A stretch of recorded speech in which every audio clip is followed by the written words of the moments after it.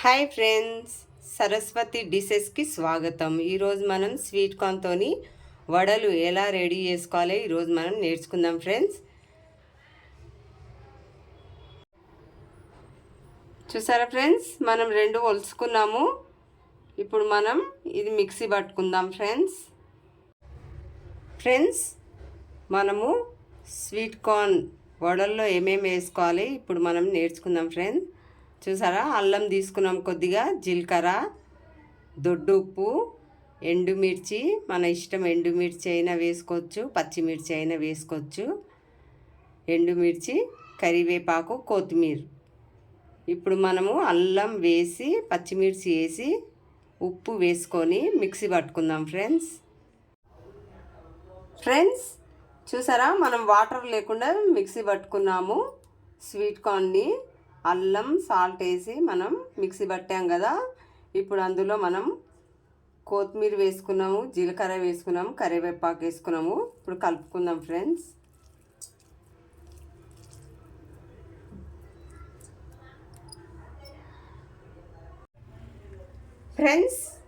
మనం పొయ్యి ముట్టించుకొని కడాయి పెట్టుకున్నాము, అందులో ఆయిల్ వేసుకున్నాం ఫ్రెండ్స్.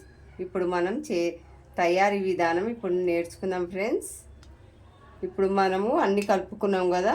ఇప్పుడు మనం వడలను ఎలా వేసుకోవాలి ఇప్పుడు నేర్చుకుందాం. చూసారా ఫ్రెండ్స్, ఇలా వేసుకోవాలి.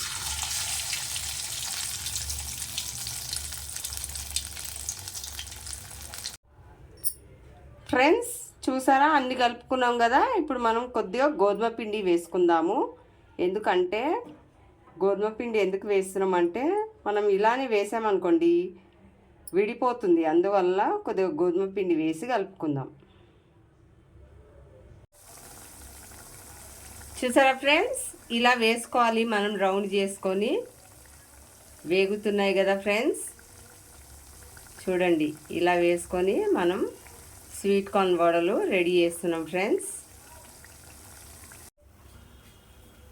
చూసారా ఫ్రెండ్స్, వడలు రెడీ అయినాయి కదా. చూడండి,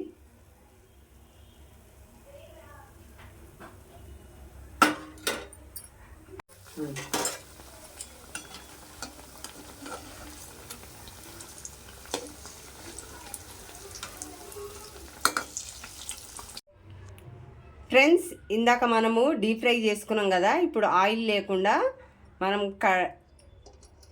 పెంక మీద ఎలా చేయాలో ఇప్పుడు నేర్చుకుందాం ఫ్రెండ్స్. పెంక మీద కొద్దిగా ఆయిల్ వేసుకున్నాము. ఇప్పుడు మనం చూసారా ఫ్రెండ్స్, ఇలా ఆయిల్ లేకుండా చేస్తున్నాం ఫ్రెండ్స్. ఎందుకంటే చాలామంది ఆయిల్ తినరు కదా.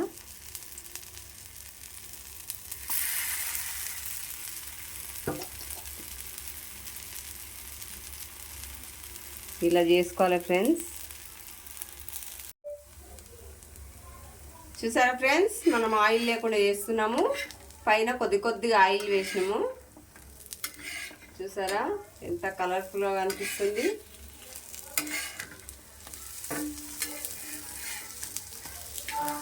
ఆయిల్ లేని ఫుడ్.